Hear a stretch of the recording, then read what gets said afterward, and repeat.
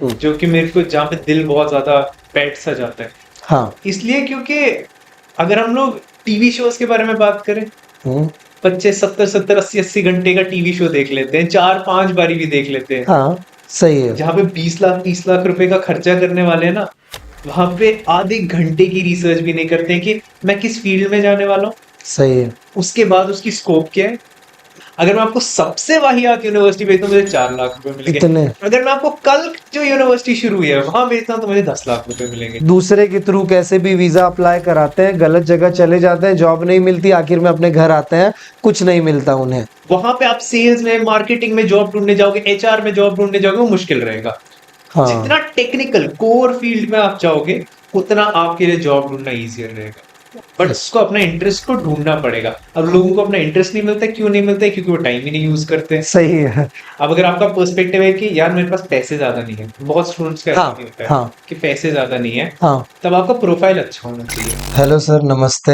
हाँ। मुराद सर, बहुत खुशी हुई आपसे मिलकर, आपने अपना समय दिया और मैं चाहता था कि एक बार आपसे मिलूं। हमारे जितने भी स्टूडेंट्स हैं वो ये जानना चाहते हैं कि किस तरीके से फॉरेन में एजुकेशन के लिए क्या प्रोसेस होती है। जनरली हमारे जो स्टूडेंट्स हैं उन्हें अप्लाई करने की प्रोसेस पता ही नहीं होती और हमेशा गलत तरीके से अप्लाई करने की कोशिश करते हैं या फिर गलत कंट्रीज को चूज कर लेते हैं, गलत कॉलेजेस चूज कर लेते हैं। खाली जाने की घाई होती है कि हमें पहुंचना है। तो मुझे आपसे इन सारी चीजों पे बात करना है, जैसे कि वहां पे कितना एक्सपेंस आता होगा, जैसे जो डिग्री के लिए जाता है या फिर आईटी सेक्टर में अगर वहां पे एजुकेशन लेने के लिए जाता है।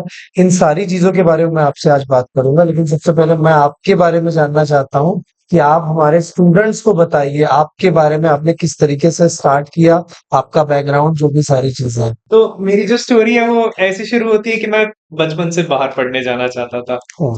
बाकी स्टूडेंट्स की तरह कोई ऐसे गाइड करने के लिए नहीं था प्रॉपरली कि भाई ये करना, कोई था नहीं। हाँ। तो मैं ऐसे बाकी लोगों से सुनता था कि ये कर लो, वो कर लो, ये कर लो, मैं सब कुछ करने लग गया। 11th में एक एग्जाम होता था एसएटी।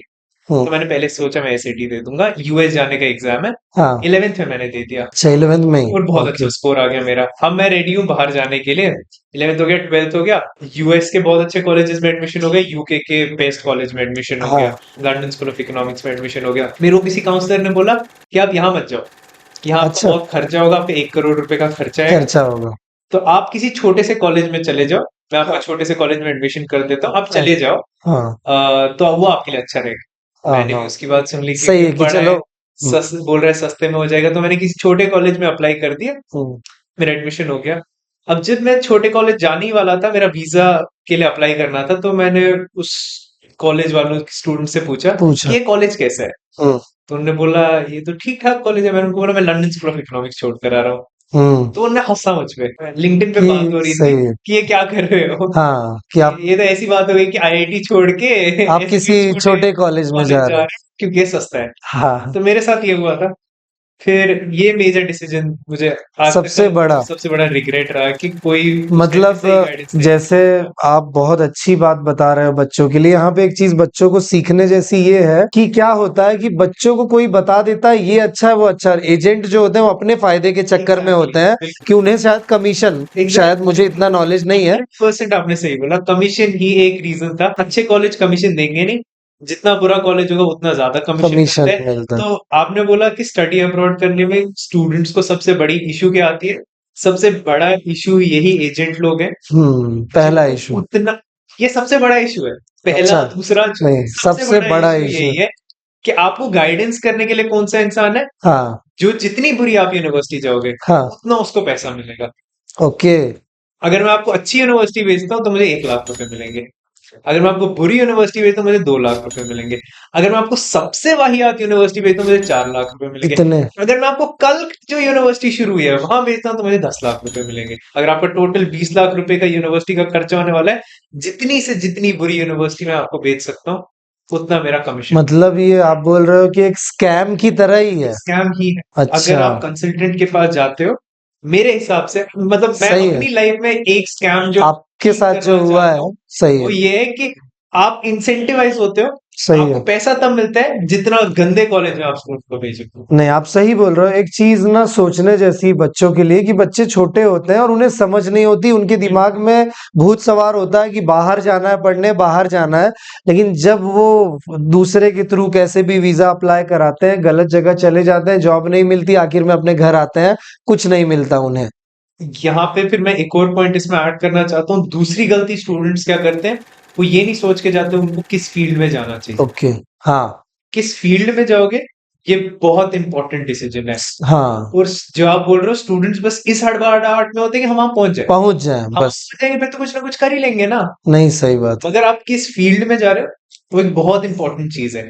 जैसे आप आईटी बहुत ज्यादा प्रमोट करते हो, इसलिए मैं ये इंटरव्यू भी कर रहा हूँ, क्योंकि हाँ। आईटी एक्चुअली इंपॉर्टेंट है बाहर के लिए। सही। फाइनेंस इंपॉर्टेंट है बाहर के लिए। सही। स्टूडेंट्स क्या करने जाते हैं, स्टूडेंट्स सोचते हैं कि मैं सबसे आसान से आसान कोर्स चूज कर लेता हूँ, हाँ। इजीली बाहर पहुंच जाता हूँ, फिर तो मैं कुछ ना कुछ कर ले लूंगा। सही है। जबकि बिल्कुल पॉसिबल नहीं होता। हम्म। अनलेस एंड अनटिल आप कोई कोर स्किल सीख रहे हो, हाँ। ये नहीं हो सकता पॉसिबल आपको बाहर जॉब मिलेगी। क्योंकि आपको ये समझना है कि वो सबसे पहली प्रेफरेंस किसको देंगे, अपने देशवासियों सही को बात देंगे, है। या फिर कोई सही। बाहर से आ रहा है बंदा उसको मैं जॉब नहीं, दे दूं।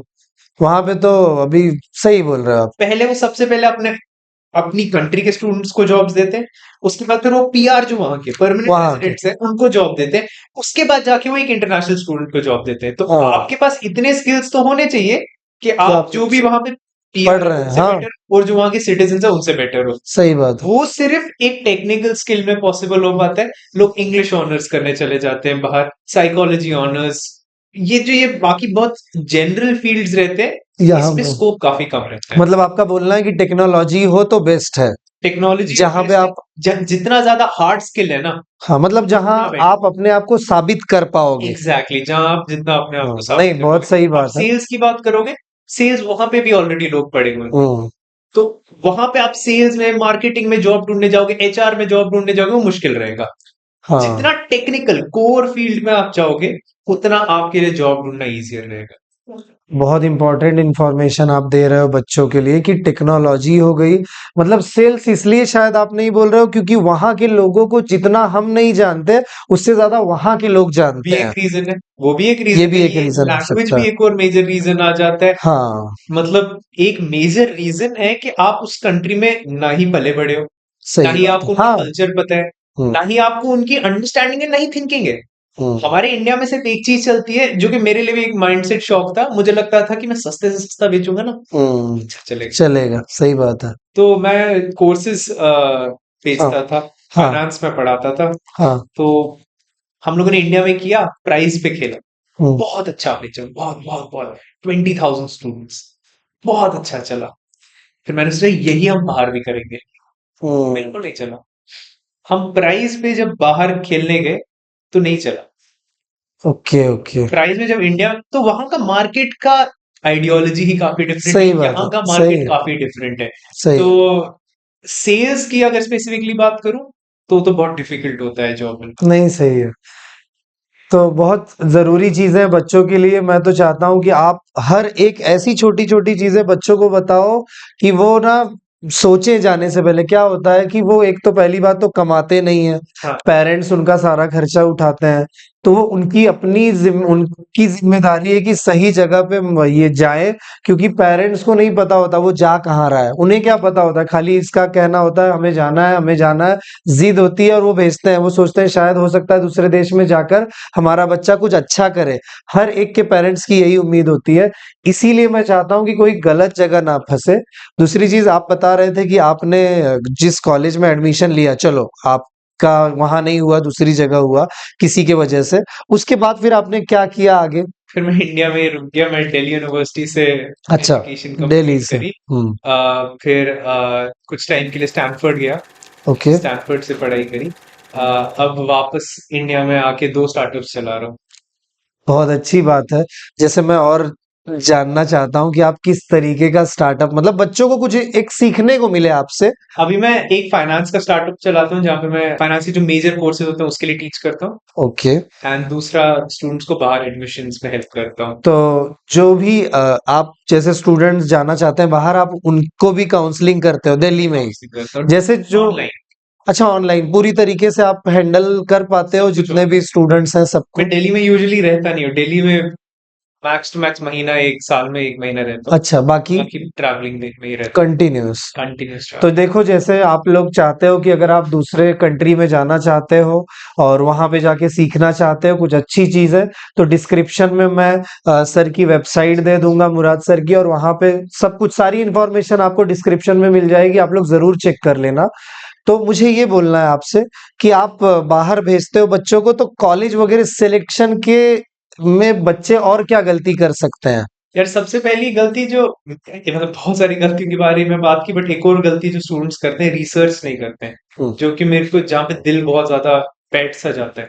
हाँ। इसलिए क्योंकि अगर हम लोग टीवी शोज के बारे में बात करें, हम्म, बच्चे 70-70, 80-80 घंटे का टीवी शो देख लेते हैं, 4-5 बारी भी देख लेते हैं। हाँ। कोई भी हो, अंग्रेजी कोई भी टीवी शो हो, 7-8 बारी देख लेते हैं। फ्रेंड्स हो गया, इतनी बारी देख लिया। हम्म, ये वाला टीवी शो हो गया, देख लिया। हाँ। जब अपनी पढ़ाई के बारे में डिसाइड करना होता है ना, हाँ, आधे घंटे की रिसर्च भी नहीं करते हैं। सही है। जहां पे 20 लाख 30 लाख रुपए का खर्चा करने वाले हैं ना, वहां पे आधे घंटे की रिसर्च भी नहीं करते हैं कि मैं किस फील्ड में जाने वाला हूँ, सही है। उसके बाद उसकी स्कोप क्या है, और उसका फ्यूचर क्या है। फ्यूचर किसी क्या? ने बोल दिया कि ये अच्छा है, ठीक है, अच्छा है तो चला जाता हो ना। किसी और ने बोल दिया वो अच्छा है, ठीक है, अच्छा है तो चला जाता हो ना। हम लोग सब लोग इसी माइंडसेट से हैं कि हमें कोई बताएगा, और जो वो बंदा बताएगा वही मेरे लिए बेस्ट होगा, और मैं उसमें चला जाता हूँ। सही है, सही है। आपको खुद बैठ के रिसर्च करनी पड़ेगी। मैं आके आपको ये नहीं बता सकता कि ये अच्छा है, ये अच्छा है। अगर मैं कुछ बता रहा हूँ ये अच्छा है, वो मेरे लिए अच्छा है, सही है। शायद मेरे फ्यूचर के लिए अच्छा है। हाँ। आपको अपनी रिसर्च करनी है। हम लोग आपको जनरल आइडिया दे सकते हैं कि देखो यार, आईटी फ्यूचर अच्छा है उसका, क्योंकि हम्म। वहां पे स्कोप है। फाइनेंस फ्यूचर अच्छा है, वहां पे स्कोप है। स्कोप है। इंग्लिश ऑनर्स उतना ज्यादा नहीं अच्छा स्कोप है। कम है। लिटरेचर ऑनर्स, स्पेनिश ऑनर्स करने चले जाओगे, उतना ज्यादा स्कोप नहीं है। हम्म। हिस्ट्री करने जाओगे उतना, हम लोग आपको ये जनरल आइडिया दे सकते हैं, बट इसका ये मतलब नहीं है कि कोई इंग्लिश ऑनर्स कर रहा है वो बिल्कुल भी गलत है, या फिर सही। कोई हिस्ट्री ऑनर्स। बट अगर उसको उसमें इंटरेस्ट है, that's the best thing. But yes. उसको अपना इंटरेस्ट को ढूंढना पड़ेगा। अब लोगों को अपना इंटरेस्ट नहीं मिलता है, क्यों नहीं मिलता है? क्योंकि वो टाइम ही नहीं यूज करते हैं। सही है। सही बात है, ये भी बात सही है। मतलब अगर आज के टाइम पे मैं कोडिंग के बारे में बताऊंगा, अनटिल एंड अनलेस आप कोडिंग स्टार्ट करो, आपको कभी पता ही नहीं चलेगा कोडिंग में होता क्या है। हम्म। आप YouTube पे 10 वीडियोस देख लोगे, कोई बोलेगा पाइथन सबसे इजी लैंग्वेज है, दूसरा हाँ। बोलेगा पाइथन से डिफिकल्ट तो कोई लैंग्वेज ही नहीं है। हाँ। नहीं, ये तो होता है, सबका नॉलेज अलग अलग तरीके से काम करता है, प्रॉपर रिसर्च लोग नहीं करते। हाँ, एक छोटा सा वीडियो देख लेंगे, कोई बोल देगा ये खाना ये फल अच्छा नहीं होता, उसके पीछे के साइंस को समझने की कोशिश नहीं करेंगे, सबको यही बताएंगे आज मैंने वीडियो देखा ये चीज ये अच्छी अच्छी नहीं है, नहीं है, ऐसे हो जाता है। बिल्कुल। तो एक ये बात हो गई। दूसरी चीज सर, मुझे ये पूछना है कि कंट्रीज चूज करते समय आपके हिसाब से इस समय कौन सी कंट्रीज आपको सही लगती है? एक जैसे बजट फ्रेंडली भी हो बच्चों के लिए, कि कम से कम बजट पे जा पाए। मुझे ये भी पूछना है आपसे कि एजुकेशन लोन कैसे लिया जाएगा। दूसरी चीज ये भी पूछना है आपसे कि कम से कम बजट में कैसे जा सकते हैं। इन सब चीजों के बारे में जानना। पहले तो आप ये बताइए कि कौन सा कॉलेज, कौन सी कंट्री सही रहती है? अगर कंट्रीज का स्टूडेंट्स मुझसे पूछते हैं तो कुछ क्राइटेरियाज है। हम्म। उन क्राइटेरियाज के बेसिस पे हम लोग कंट्री डिसाइड करते हैं। हम्म। एक मेजर क्राइटेरिया है कि आपका प्लान है इंडिया वापस आना काम करने का, या आपका वहां सेटल करने का काम ओके। मन है। अगर आपका वहां सेटल होने का मन है तो यूएसए नहीं जाना। यूएसए में हम्म। आपका लॉन्ग टर्म सेटलमेंट प्लान बहुत मुश्किल है। हम्म। अदरवाइज बाकी सारी कंट्रीज आप। देखो सर, एक एक बात प्रॉपर बता रहे हैं। क्या होता है, जो और लोग काम करते हैं, जैसे मार्केट में बहुत लोग हैं, मैं खुद नासिक में रहता हूँ, वहां पे देखता हूँ बहुत सारे कंसल्टेंसी हैं। ये लोग क्या सोचते हैं, जैसे सर बता रहे थे कि जो सबसे ज्यादा पैसा आपसे, मतलब उनको फायदा कैसे होता है कि जितना खराब कॉलेज होगा उससे उनको ज्यादा पैसा मिलता है, तो वो तो यही कोशिश करेंगे, कोई भी एजेंट यही सोचेगा मुझे ज्यादा पैसे मिलने चाहिए, इसीलिए आपको सबसे गलत कॉलेज सजेस्ट करेगा। तो सर के लिए सबसे इंपॉर्टेंट है ये जो गलत हो रहा है, जो उन्होंने फील किया उनके लाइफ में, वो किसी और के साथ ना हो। एक फैमिली की बात होती है, उसके फ्यूचर की बात होती है, उस बच्चे का फ्यूचर वो पूरे उस फैमिली का फ्यूचर है, जिनके लिए वो बच्चा, हमेशा पेरेंट्स यही होप्स रखते हैं कि हमारा बच्चा हमारे लिए कुछ करेगा, हम उसके लिए लोन लेंगे, जो करेंगे, इतना कर्जे में डूब के बच्चे को भेजते हैं, लेकिन जब वो नहीं कर पाता तो सोचो क्या बीतती होगी। तो इसलिए कंसल्टेंसी वालों पे बिल्कुल भरोसा मत करो, चाहे कोई भी हो। इन हमारे सर जो एक्सपीरियंस बता रहे हैं वो बहुत जरूरी है, जो भी चीजें उन्होंने बताई, और इतने जेन्युइन तरीके से उन्होंने बताई। जैसे वो बोल रहे हैं यूएस में मत करो, यूएस में मत करो नहीं बोल रहे हैं वो, अगर आप ये सोचते हो जॉब, लॉन्ग टर्म पर्सपेक्टिव है कि आपको वहां सिटीजनशिप चाहिए, तो तो आपको यूएस नहीं सोचना चाहिए, आपको ऑस्ट्रेलिया सोचना चाहिए, जर्मनी सोचना चाहिए, कनाडा सोचना चाहिए, यूके ओके, सोचना चाहिए। अब अगर आपका पर्सपेक्टिव है कि यार मेरे पास पैसे ज्यादा नहीं है, बहुत स्टूडेंट्स का हाँ, ऐसा भी होता है हाँ, कि पैसे ज्यादा नहीं है, हाँ, तब आपका प्रोफाइल अच्छा होना चाहिए। आप ये ओके, एक्सपेक्ट ओके, करोगे कि यार मेरा प्रोफाइल भी अच्छा नहीं है, पैसे भी नहीं है, फिर बहुत मुश्किल सिचुएशन है। बट अगर आपका प्रोफाइल अच्छा है, हुँ, तो आपको जर्मनी के कॉलेजेस में अप्लाई करना चाहिए। जर्मनी में पब्लिक यूनिवर्सिटीज फ्री है। ओके, जर्मनी में मतलब वहाँ कोई खर्चा नहीं है। खर्चा आपके रहने का खर्चा है, हाँ, मतलब एजुकेशन का कोई नहीं, एजुकेशन का कोई खर्चा नहीं है। 300 यूरो की एक एग्जाम की फीस होती है, बस तो वो देनी मतलब है, 6 महीने में 30,000 रुपए का खर्चा है, बस उतना है। उतना ही खर्चा है। 6 महीने में 30,000 रुपए का खर्चा है। वहाँ अगर आप रह रहे हो तो फिर काम करते-करते और दोनों ट्वीट चीज़ें। से आप लिविंग का सारा खर्चा हटा सकते हो और थोड़ा सा बचा भी सकते हो। मतलब देखा जाए तो ₹0 में जर्मनी जा सकते हो, लेकिन एक सवाल ये है कि क्या जर्मन भाषा लैंग्वेज सीखनी पड़ती है या फिर इंग्लिश में काम चला सकते हैं? अब ये डिपेंड करता है, पहला डिपेंड करता है आप किस सिटी जा रहे हो। अगर आप फ्रैंकफर्ट या म्यूनिख जा रहे हो, तो हुँ, आपको कोई टेंशन लेने की जरूरत नहीं, आप इंग्लिश में रह सकते हो।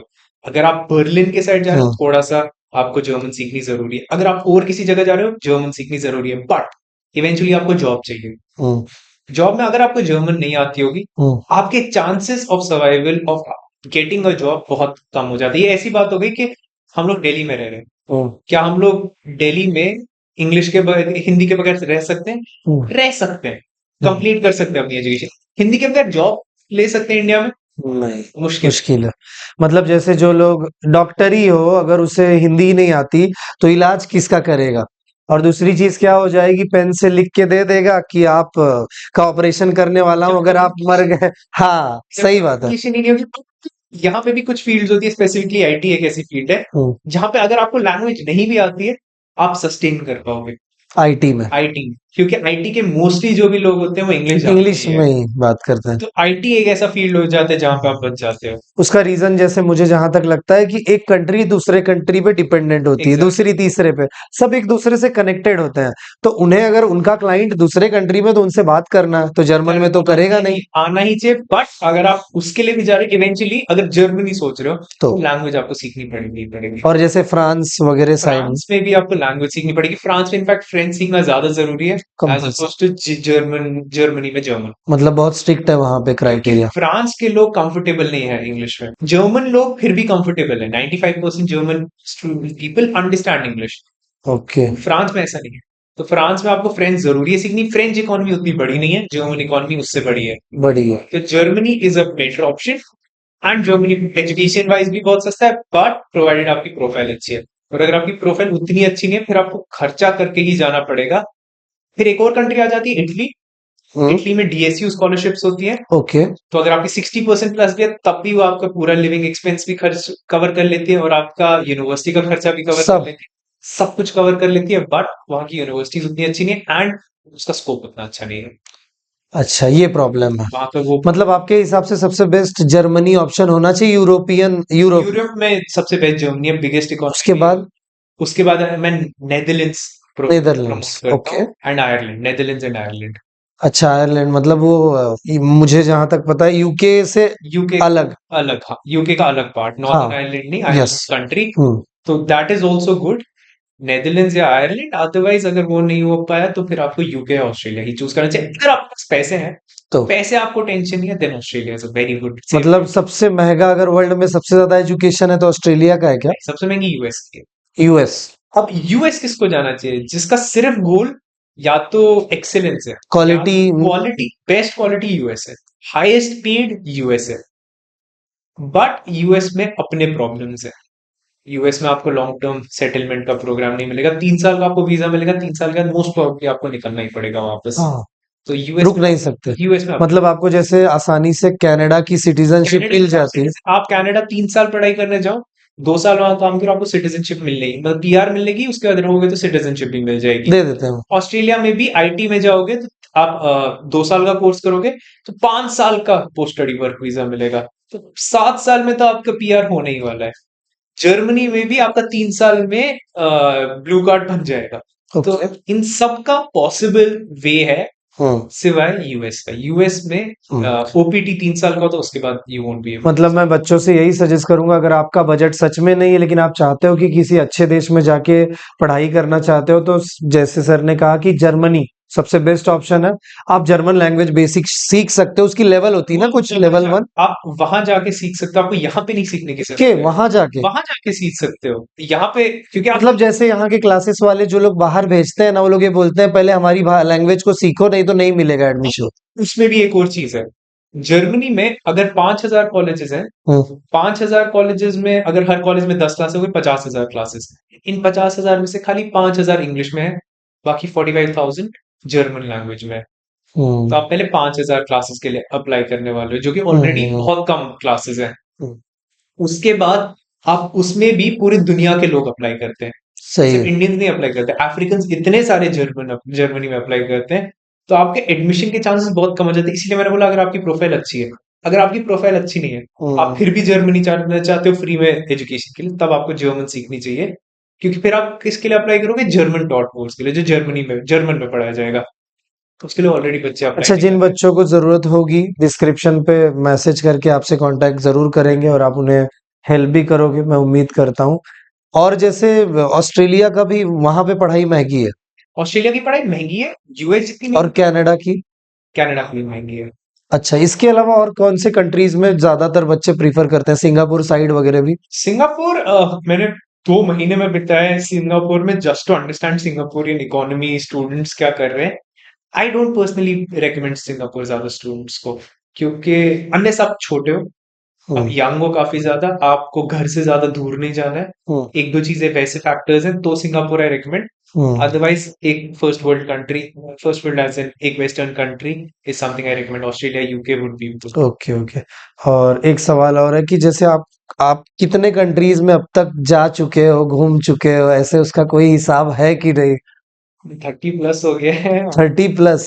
30+। मतलब आपने हर कंट्री देख ली है पूरी अच्छे से? बिल्कुल, मैं एक कोशिश करता हूँ जब भी मैं किसी कंट्री जाऊँ तो एटलीस्ट 1 महीना वहां देता हूँ, सब कुछ सिर्फ आपको, 1-2 दिन में वापस ना आ जाऊं। मतलब ताकि बच्चों को एक अच्छी इंफॉर्मेशन मिल पाए, एक मुझे, कुछ सही सजेशन। मेरे को भी अंडरस्टैंडिंग हो पाए कि इस कंट्री में क्या है, इस इकोनॉमी में क्या है, स्टूडेंट्स क्या वहां कर रहे हैं। मतलब मैं एटलीस्ट अगर किसी भी कंट्री जाता हूँ, 50-60 बच्चों से बात करता ही करता हूँ, ताकि ओके एटलीस्ट मेरी भी नॉलेज अपडेटेड रहे।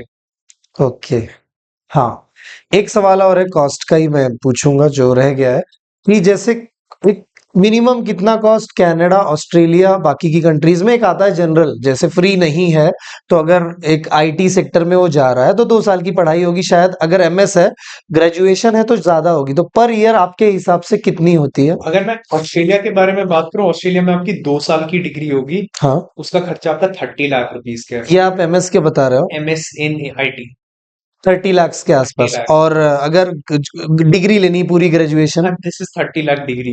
ओके सबसे मैं चीपेस्ट ऑप्शंस बता रहा हूँ, चढ़ने को तो फिर वो 1 करोड़ वाले ऑप्शंस भी हैं। ओके। यूनिवर्सिटी ऑफ मेलबर्न में 70 लाख रुपए चला जाता है, सिडनी तो में। 2 साल में उनकी डिग्री हो जाती है? सबकी 2 साल की डिग्री है। अच्छा, ग्रेजुएशन की भी? मास्टर्स की, और ग्रेजुएशन? बैचलर्स की डिग्री आपकी 4 साल बैचलर? की पड़ेगी।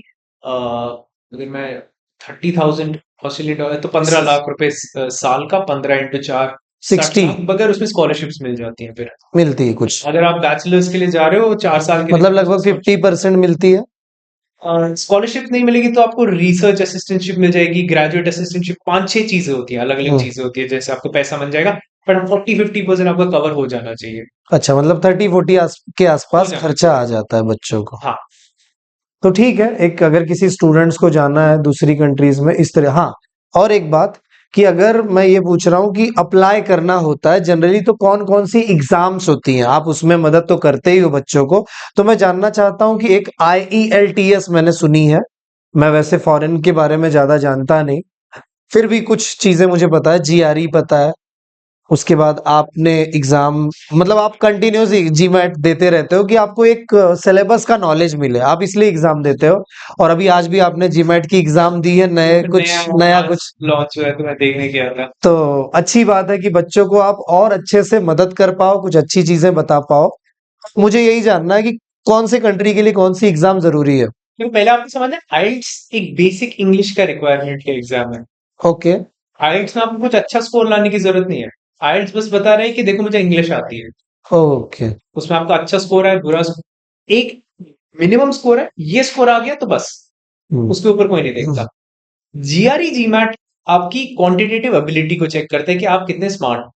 क्योंकि होता क्या है, मैं आपको अपना स्टैनफोर्ड का बताता हूँ। स्टैनफोर्ड में जैसे ये एक सवाल है, जीआरई और जो आप जी मैट बोल रहे हो, ये सिर्फ किसी स्पेसिफिक कंट्री के बारे में बात कर रहे हो या होल वर्ल्ड के बारे में होल बात कर वर्ल्ड के रहे बारे हो? में। ओके। तो जैसे मैं आपको स्टैनफोर्ड का बताता हूँ, एथिक्स का अगर एग्जाम है तो किसी के 75% से ज्यादा नहीं आते। हम्म। हाँ, 75% मैक्सिमम। मैक्सिमम होगा। मेरा एक दोस्त यहाँ पे अभी एमिटी में पढ़ता है, उसके एथिक्स में 90% है। हम्म। एमिटी का 90% और स्टैनफोर्ड का 75%। स्टैनफोर्ड में बंदे का 75% क्रॉस नहीं हो रहा, एमिटी में उसके 90% आ रहे हैं किसी और के। तो क्या ये दोनों कंपेरेबल हैं स्कोर्स?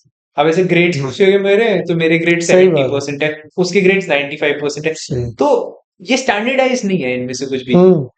अगर कोई किसी और छोटे यूनिवर्सिटी में चले जाए, शायद उनसे ज्यादा ग्रेड्स ला रहे होंगे। सही बात। तो इन सबको एक जनरल एक एग्जाम देना, हम्म। जहां पे उनकी क्वांटिटेटिव एबिलिटी समझ आए कि ये कितना स्मार्ट है। मतलब हर देश ये जज करना चाहता है कि एक स्टूडेंट कैसा है।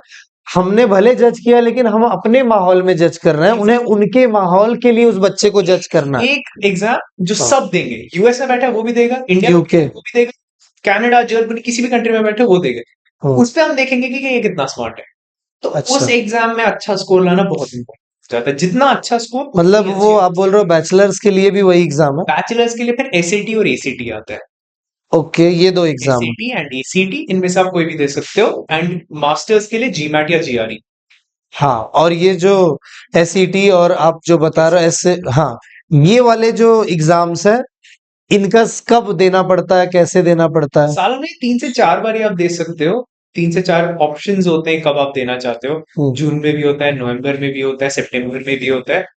तो बेसिक एग्जाम होता है, कौन आपका कवर होता है इसको, और इंग्लिश कवर होता है। जैसे आपका कोई भी अगर इंडियन यूनिवर्सिटी में भी अप्लाई कर रहे हो, कौन्स और इंग्लिश का एक एग्जाम बेसिक होते हैं, वैसे ही जीआरई में, सॉरी एसएटी और एसीटी में भी कौन्स प्लस इंग्लिश होता है। ओके।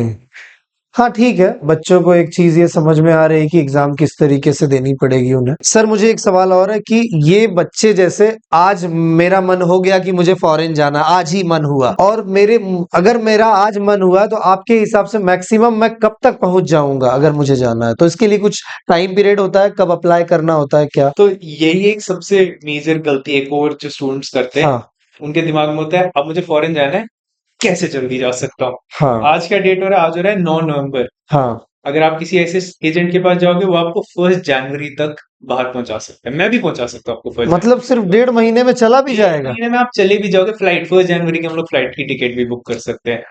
ओके। क्या वो आपके लिए अच्छा होगा? नहीं। नहीं। कॉलेजेस इम्पोर्टेंट है। आपको सबसे इंपॉर्टेंट चीज ये याद रखनी है कि आपको बाहर सिर्फ जाने के लिए नहीं जाना है कि बस मैं बाहर पहुंच जाऊं। आपको अपना दिमाग इस्तेमाल करना है कि मेरे लिए बेस्ट क्या होगा। बेस्ट के लिए आपको टाइम लगेगा। सही है। रिसर्च करने में ही आपका 1 महीना जाना चाहिए। पूरा। जब आपका 1 महीना बैठ के रिसर्च हुई, तब आप डिसाइड करो बाहर जाना, तब सेंस बनता है।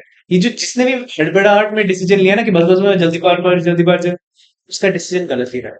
मैं इतने स्टूडेंट्स को देख चुका हूँ जिनने हड़बड़ाहट में घर वालों का लोन लेके सही एक है। चीज या दो चीज कुछ ना कुछ बेच के बाहर गए, एंड सही उसके बात। बाद 2 साल की एजुकेशन करने के बाद वापस आए।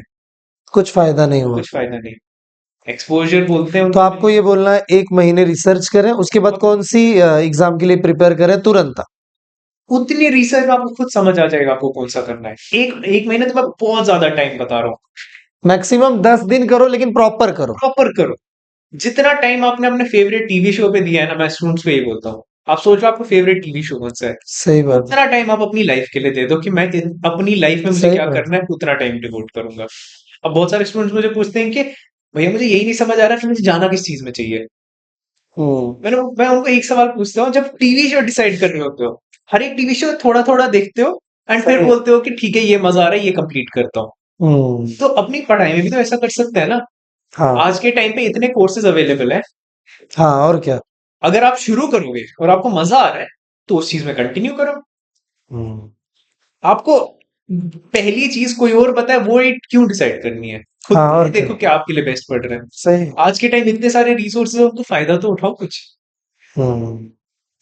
नहीं, यही मैं भी कहूँगा आप लोगों से कि आप लोग अच्छी जगह जाओ, प्रॉपर तरीके से रिसर्च करो। मैं ये नहीं बोल रहा हूँ कि आपको सर से हेल्प लेनी चाहिए, आप अपनी हेल्प से करो। यहाँ पे जस्ट हम अवेयर कराने आए हैं, कोई ऐसा नहीं है कि आपको करना ही पड़ेगा। अवेयर कराना चाहते हैं बच्चों को कि बच्चे गलत जगह ना जाएं, सही डिसीजन ले। उनके फैसले बहुत इंपॉर्टेंट होंगे उनका करियर डिसाइड करने में। एक छोटी सी गलती आपका करियर खत्म भी कर सकती है।